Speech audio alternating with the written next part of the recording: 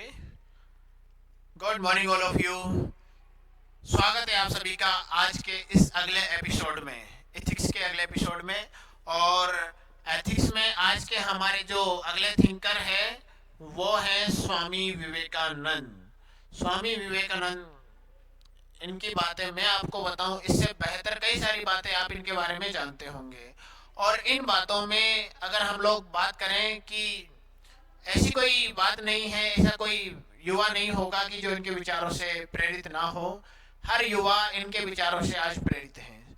स्वामी विवेकानंद ने न केवल धार्मिक रूप से सुधार किया बल्कि युवाओं में नई चेतना का संचार करने का रूप कार्य भी इनके द्वारा किया गया। और इन्होंने युवाओं के लिए बहुत सारी ऐसी बातें बताई जो आज भी युवा उनसे प्रेरित होकर के आगे बढ़ते हैं। आज कई सारे युवाओं के रोल मॉडल है स्वामी विवेकानंद। दुनिया भर में भारत की जो संस्कृति है उसको प्रचार प्रसार करने में स्वामी विवेकानंद का जो योगदान है वो अद्वितीय है। स्वामी विवेकानंद इतने युवाओं के प्रति इतने समर्पित थे कि उन्हीं की स्मृति में हम लोग 12 जनवरी को राष्ट्रीय युवा दिवस भी मनाते हैं, उन्हीं के जन्मदिन के रूप में। तो शुरुआत करते हैं उनके एक कथन से, मानव सेवा ही ईश्वर सेवा है।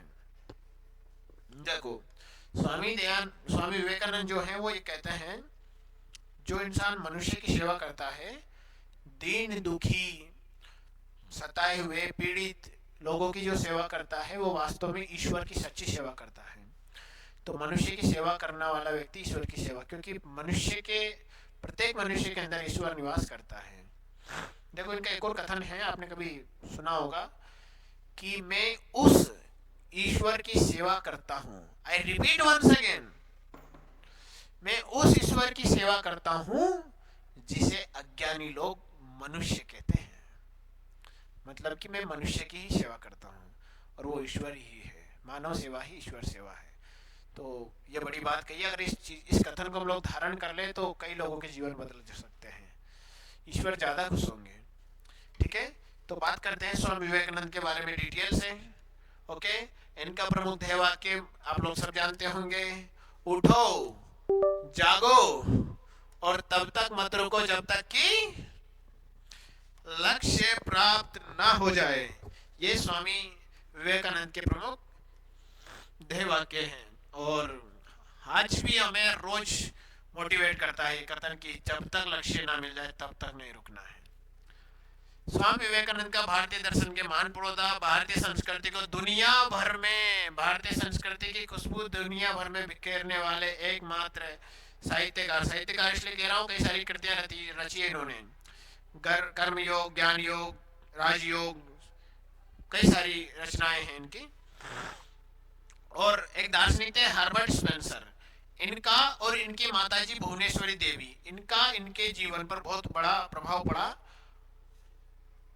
और साहित्य दर्शन को उन्होंने क्या किया, मिक्स करने का प्रचार किया कि जैसे पाश्चात्य जो दर्शन है और जो भारतीय साहित्य, दोनों को उन्होंने बैलेंस बनाने का प्रयास किया।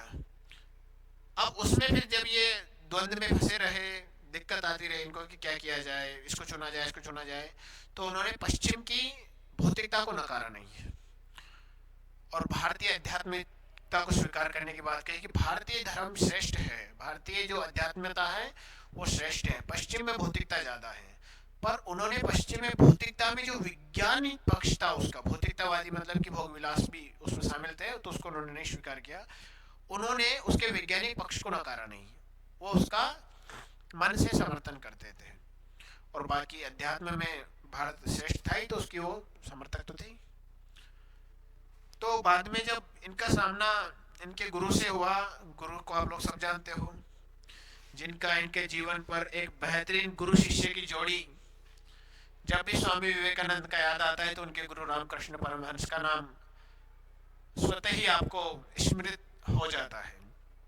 तो उन्होंने कहा कि सत्य के मार्ग पर चलो भाई और संपूर्ण जीवन लगा दो मानवता की सेवा में, ईश्वर को जानने में। इनके मन में बड़ी जिज्ञासा है। आपको अगर इनकी जिज्ञासा के बारे में पढ़ना है तो किताब है सरसरी की, स्वामी विवेकानंद पर गुरु शिष्य परंपरा से रिलेटेड, कि कि गुरु बेहतरीन गुरु और बेहतरीन शिष्य, उसमें वो लिखता है कितनी ज्यादा जिज्ञासा थी इनको ईश्वर जानने की, कई लोगों से भिड़ गए थे ईश्वर को जानने के लिए, बाद में किसी से संतुष्टि नहीं हुई, जब रामकृष्ण परमहंस से मिले तब जाकर के ईश्वर को जान पाए या ईश्वर के बारे में ये बेहतरीन समझ विकसित कर पाए।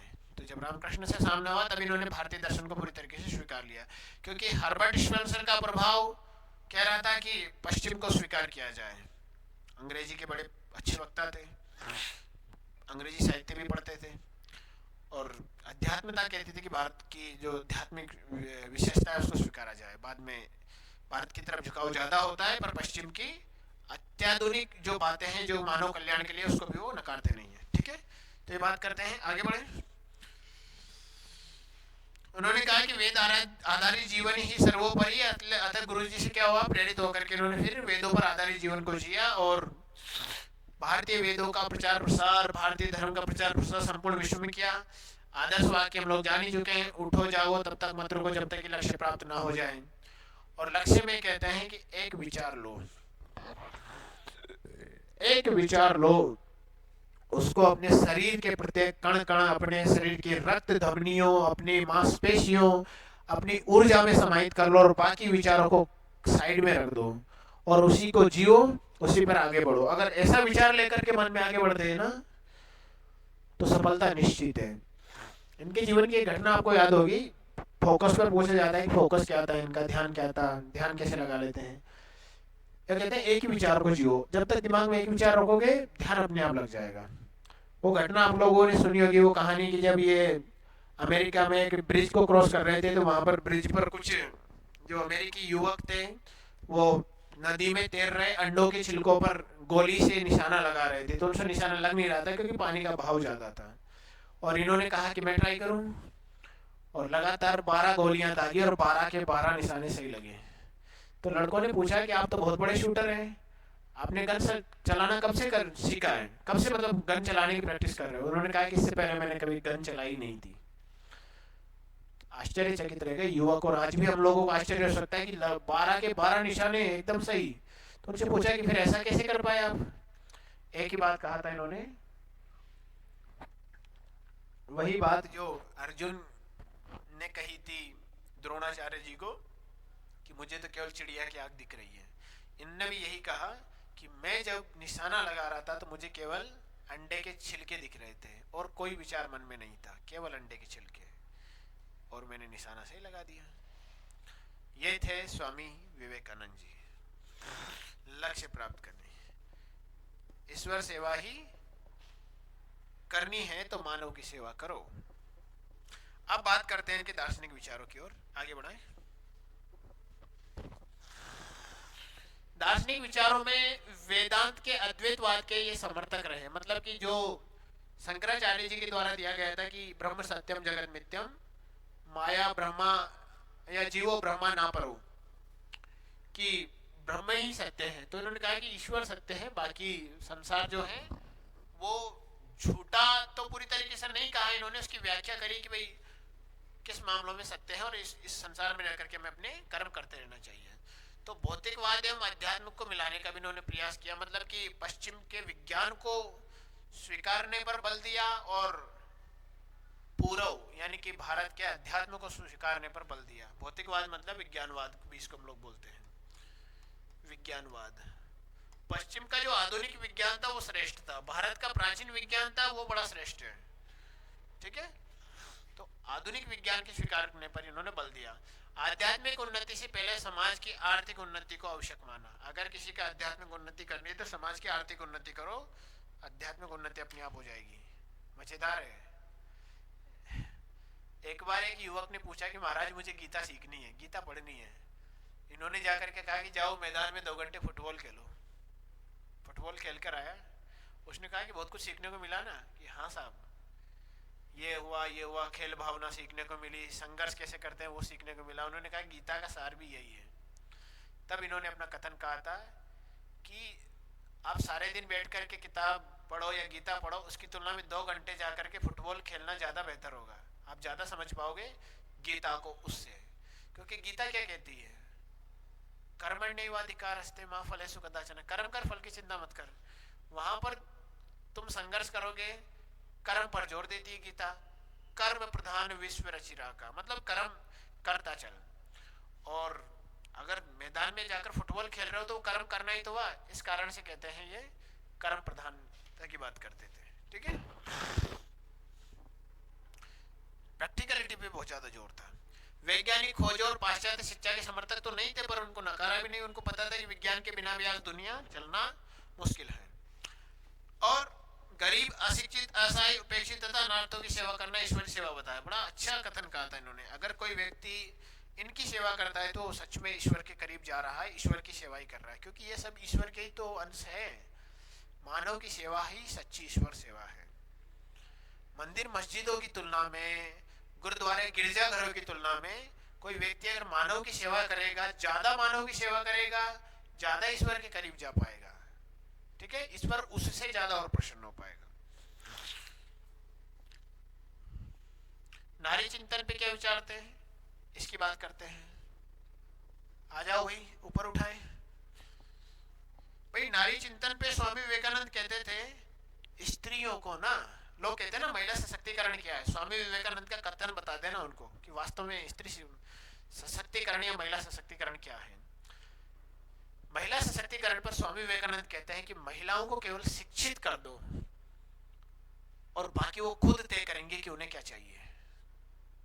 क्या कहते थे, महिलाओं को शिक्षित कर दो, बाकी वो खुद तय करेंगी कि उन्हें क्या चाहिए। एक बार वो एजुकेटेड हो गई। कल एक जो सावित्रीबाई फुले जी थी, उनका भी कथन वही था ना कि लड़कियों को, बेटियों को शादी करने से पहले पढ़ाना जरूरी है। एक बार वो पढ़ गई तो क्या हो जाएगा, उनके अंदर आत्मविश्वास जागेगा, और आत्मविश्वास जागेगा तो क्या होगा, हीन भावना समाप्त हो जाएगी। तो महिलाओं के अंदर की जो हीन भावना है ना, बहुत सारी महिलाओं के अंदर हीन भावना आ जाती है कि मैं श्रेष्ठ नहीं हूँ या मैं कम तर हूँ पुरुषों की तुलना में, तो वो हीन भावना खत्म हो जाएगी। तो ये भी कहते हैं एजुकेटेड कर दो। और कहा कि भारतीय महिलाओं की बड़ी तारीफ करी इन्होंने। भारतीय महिलाओं के बारे में क्या कहा कि जो भारतीय महिलाएं हैं ना, वो पश्चिम की महिलाओं की तुलना में भोगी, विलासिता वाली नहीं है, इसलिए भारत में तलाक के मामले कम देखने को मिलते हैं। वो संयमी ज्यादा है, और वहां पश्चिम की महिलाएं संयमी नहीं, भोग विलास प्रवृत्ति की ज्यादा, इसलिए वहां तलाक के मामले ज्यादा देखने को मिलते हैं। ठीक है, चरित्र निर्माण की तो बात हमेशा करते थे कि एक उत्तम चरित्र का निर्माण हजारों ठोकरों खाने के बाद होता है, और एक उत्तम चरित्र विकसित करना ही शिक्षा का उद्देश्य होना चाहिए। शिक्षा ऐसी हो जो चरित्र का निर्माण करे, ये वो बात करते थे। ठीक है, तो स्त्री के लिए भी यही कहते थे कि स्त्री भी जो हो वो क्या करे कि उसको अक्षर या किताबी ज्ञान शिक्षा के साथ साथ अध्यात्म या चरित्र की शिक्षा स्त्री के पास होनी चाहिए। अगर वो स्त्री चरित्रवान है, अगर स्त्री या चरित्रवान है तो क्या होगा कि वो ज्यादा बेहतर होगा किताबी ज्ञान की तुलना में। पर वो कहते हैं इसके साथ साथ आप ये करें, महिलाओं को किताबी ज्ञान भी होना चाहिए, अक्षर ज्ञान भी होना चाहिए, पर इसके साथ साथ क्या हो कि वो चरित्र निर्माण की भी शिक्षा ग्रहण करे, अध्यात्म की भी शिक्षा ग्रहण करे। यानी महिलाओं को अपनी मानसिक उत्थान भी करना चाहिए, चारित्रिक उत्थान भी करना चाहिए, और किताबी शिक्षा तो उनको मिलनी ही चाहिए। ठीक है, इस मामले में निपुण होना चाहिए। ओके, ये बात कर देते हैं। साथ में ही क्या कहा, स्त्री और पुरुष दोनों एक दूसरे के क्या है, पूरक है। और आज आप ये बात सच है कि एक महिला पुरुष के बिना अधूरी है, और एक पुरुष स्त्री के बिना अधूरी है, अधूरा है। आगे बढ़े, वही बातें कि भारतीय नारी को जो है वो अक्षर ज्ञान कम, चरित्र निर्माण ज्यादा होना चाहिए। भारतीय नारियां पाश्चात्य नारी की तुलना में क्या है, भोगवादी नहीं है, यहाँ पर तलाक के मामले कम देखने को मिलते हैं। स्त्री शिक्षा पर बल दिया, सती प्रथा का इन्होंने भी विरोध किया, बाल विवाह का विरोध किया, प्रथा प्रथा का विरोध किया। ठीक है भाई, और शैक्षणिक ज्ञान की बात करते हैं तो स्त्री को शिक्षा को धर्म आधारित होना चाहिए, जिसका मूल उद्देश्य क्या हो, चरित्र निर्माण हो। ये कैरेक्टर पर बड़ा फोकस करते थे। उत्तम चरित्र जितना ज्यादा व्यक्ति का होगा, उतना ही ज्यादा व्यक्ति बेहतरीन अध्यात्म की तरफ उन्नति करेगा।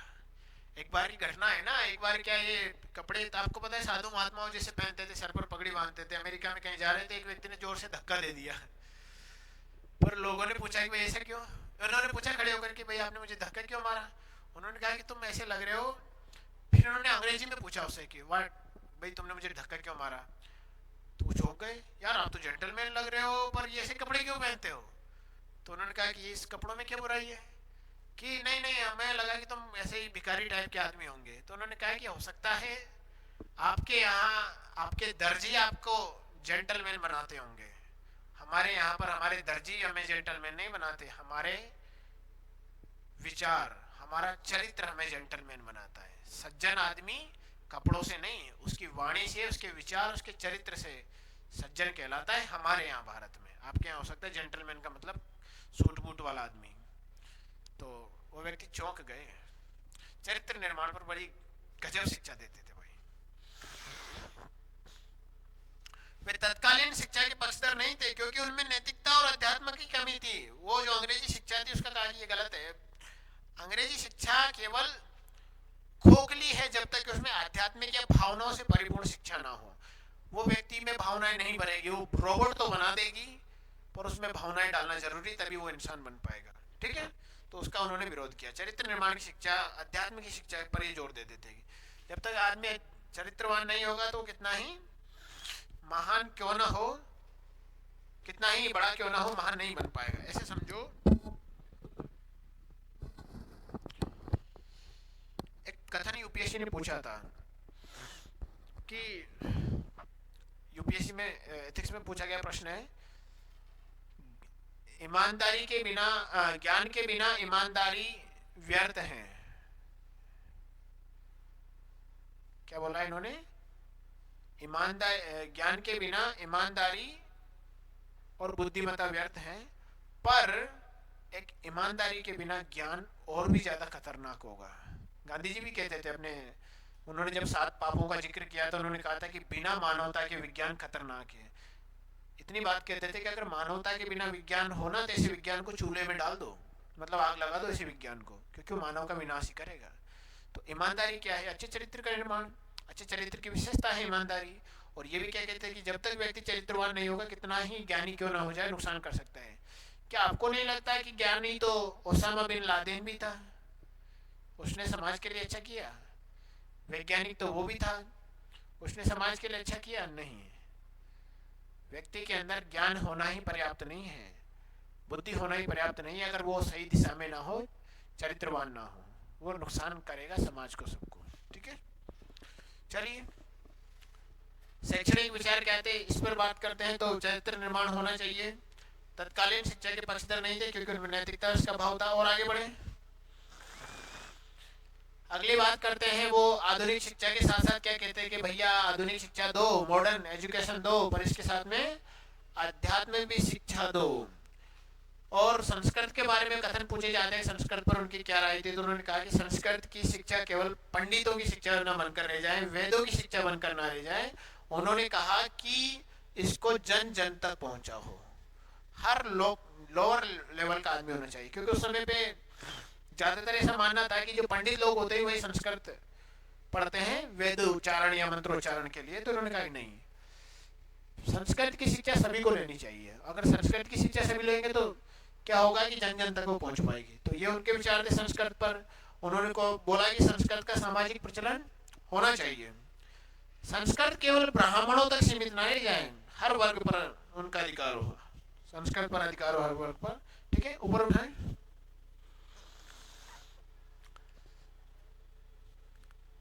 ये कथन आज अगर लागू हो जाए ना तो बात ही कुछ और हो। देखो कितनी बड़ी बात कही उन्होंने। एक ब्राह्मण को यदि एक शिक्षक की आवश्यकता है तो एक चांडाल को 10 शिक्षक की आवश्यकताएं हैं। यहाँ पर इनके कहने का उद्देश्य ये था कि एक ब्राह्मण जो कि वो परंपरागत रूप से उसके पीढ़ियों से संपन्नता रही है, तो पीढ़ियों की संपन्नता की वजह से वो क्या है, बहुत सारी शिक्षा तो अपने परिवार में ही वो प्राप्त कर लेता है। पर एक चांडाल को शायद उतनी अच्छी शिक्षाएं ना मिल पाए, तो कहते थे कि जो निम्न तबके का, समाज का पिछड़े तबके का व्यक्ति है, उस व्यक्ति को ज्यादा आप ट्रीट करो, ज्यादा शिक्षित करो, 10 शिक्षक दो उसको, एक की जगह 10 होने चाहिए उसके लिए, क्योंकि उसको ज्यादा नीड है। तो ये देखो समता मूलक समाज की बात करते थे, यानी कि समता, कि जिसको जितनी ज्यादा नीड उसको उतना ही ज्यादा पे करो।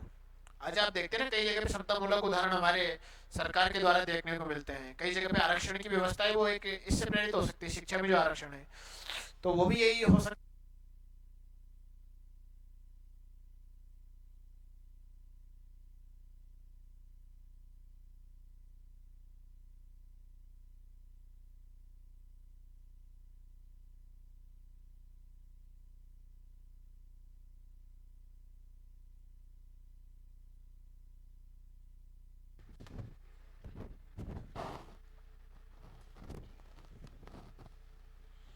ओके, ओके हो गया।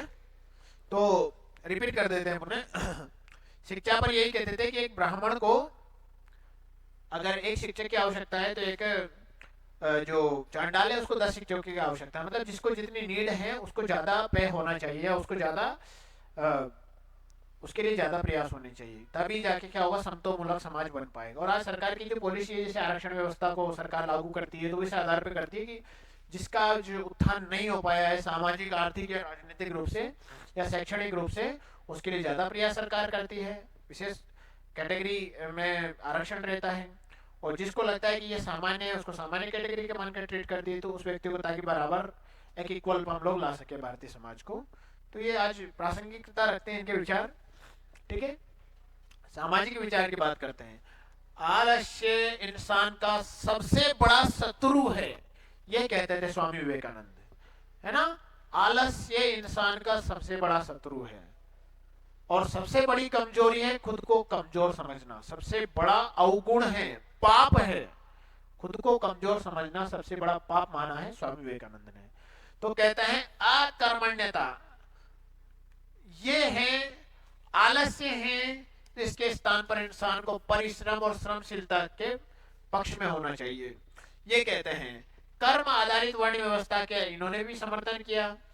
आज तो भले व्यवस्था कैसी भी हो, इनको कर्म आधारित व्यवस्था का देखो, स्वामी दयानंद सरस्वती ने भी समर्थन किया, विवेकानंद ने भी किया, हर प्रकार के लोगों ने किया, गांधी जी ने भी यही किया, कर्म आधारित। जो व्यक्ति जो कर्म करे उसको उसी प्रकार की शिक्षा दे देनी चाहिए, इसका कार्य उन्होंने किया। वर्ग संघर्ष के विरोधी थे। ठीक है, इन्होंने कहा कि वर्ग संघर्ष नहीं होना चाहिए, सभी को समान आरक्षण हो। गेट को लगा दो थोड़ा सा। ठीक, चलिए इसको ऊपर उठाएं।